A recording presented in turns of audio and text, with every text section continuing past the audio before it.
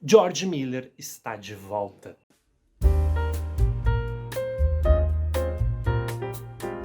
A jovem furiosa cai nas mãos de uma grande horda de motoqueiros liderada pelo Senhor da Guerra, Dementus. Varrendo o deserto, eles encontram a Cidadela, presidida pelo Immortan Joe. Enquanto os dois tiranos lutam pelo domínio, Furiosa logo se vê em uma batalha ininterrupta para voltar para casa.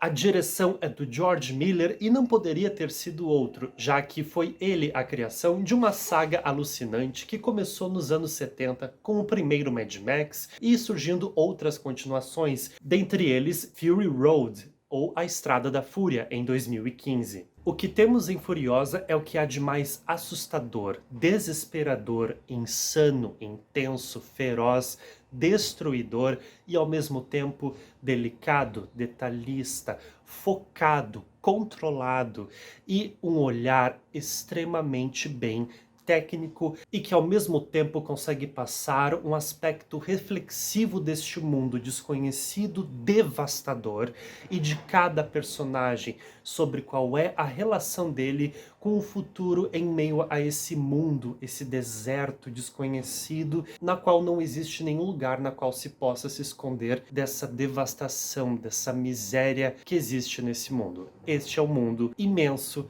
e intenso de Mad Max. Eu simplesmente adoro a abertura do filme, que começa quase que num aspecto de paraíso, como se fosse um jardim do Éden. Além disso, eu gosto dos elementos, vamos dizer, cristãos aqui, porque há várias simbologias que há várias interpretações, o que quer dizer que mesmo sendo um filme extremamente violento, em que a violência é gratuita praticamente, aqui ainda assim tem momentos reflexivos e há várias camadas presentes. George Miller não constrói as cenas à toa. Se na Estrada da Fúria o George Miller causa uma brutalidade envolvendo a Charlize Theron e o Tom Hardy, aqui nesse filme é outro nível. Num universo extremamente machista, em que as mulheres são levadas para o fundo do poço, somente usadas como meios de procriação, temos uma personagem que busca de maneira intensa retornar para o seu devido lar, mas que também busca uma vingança a todo e qualquer custo. Com 79 anos, o George Miller consegue expor toda uma técnica, um controle dos movimentos de ação.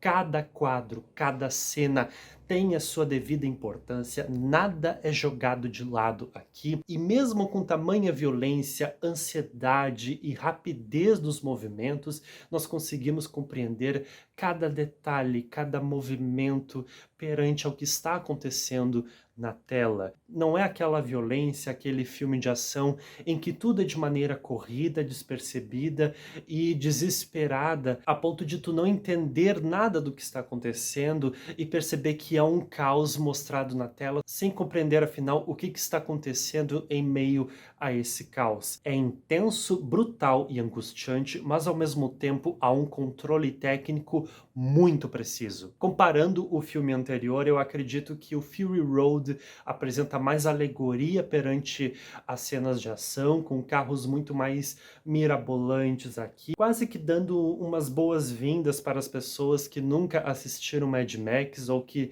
só lembram do Mad Max com o terceiro filme, com a presença do Mel Gibson e da Tina Turner. Então é como se a gente revisitasse. Agora que já conhecemos esse universo, temos uma história à parte de uma personagem extremamente intensa, uma personagem muito bem interpretada pela Anya Taylor-Joy. Antes de mais nada, eu tenho que destacar a Lila Brown, que interpreta a Furiosa mais jovem, criança. Ela está excelente nesse filme, as expressividades e agilidades dela são muito boas, ela rouba a cena. Mas o que temos aqui é a Anya Taylor-Joy, que para mim ela se contrapõe muito com o personagem do Chris Hemsworth. Saiu uma notícia de que ela tem apenas 30 e poucas falas no filme, e faz sentido, já que toda a raiva dela é compactada.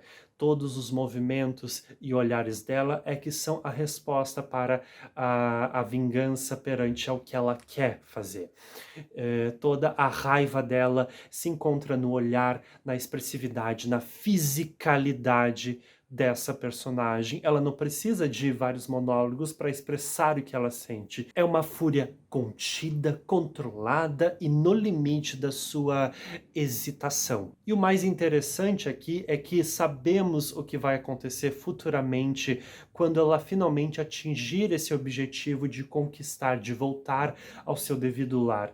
Então, ao mesmo tempo, o filme é depreciativo, a gente vai caindo na realidade, o espectador vai compreendendo que aquele paraíso que existe no início não existe mais. O alvo da vingança dela é o Immortal Joe e principalmente o Chris Hemsworth. Aqui o Chris Hemsworth, ele apresenta uma figura quase que religiosa aqui presente, um deus épico, dionisíaco. De início não se compreende muito bem as verdadeiras intenções desse personagem. Há uma certa estupidez desse personagem, extremamente escrachado e muito machista, mas ao mesmo tempo a insanidade, o volume desse personagem, o grito e o horror que esse personagem apresenta se contrapõe muito com a personalidade, com a personagem da Anya Taylor-Joy. Os dois casam muito bem desses extremos. Um extremamente volumoso, grandioso, quase que um deus perante aos outros personagens em volta,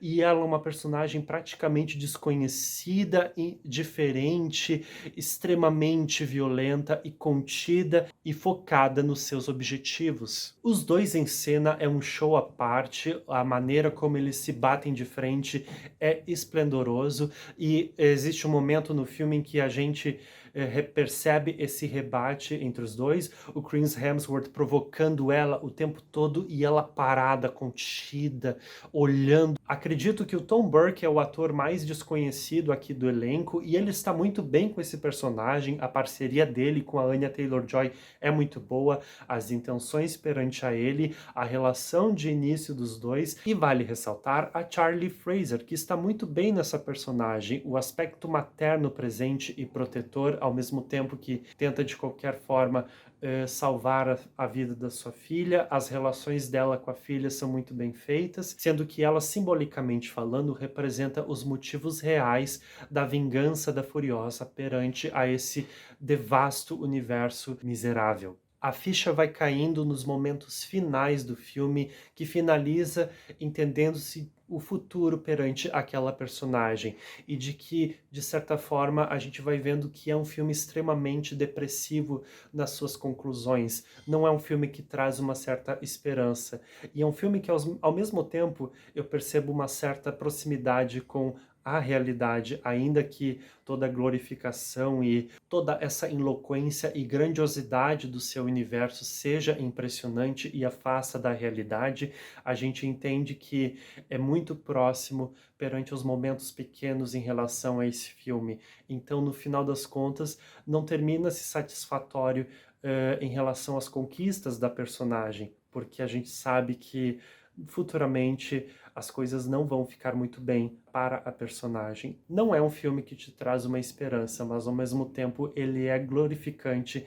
em relação aos seus atos, às suas cenas extremamente bem organizadas, uma ação controlada, uma violência gratuita muito bem focada. O George Miller é excelente nas suas realizações, nas cenas de ação e da grande violência brutal e desesperadora. Um épico feroz, insano, destruidor e ao mesmo tempo delicado.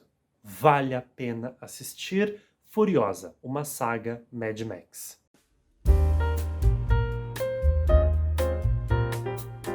Meu nome é Rafael e este é o vídeo de hoje. Eu espero que vocês tenham gostado e nos vemos no próximo vídeo. Até!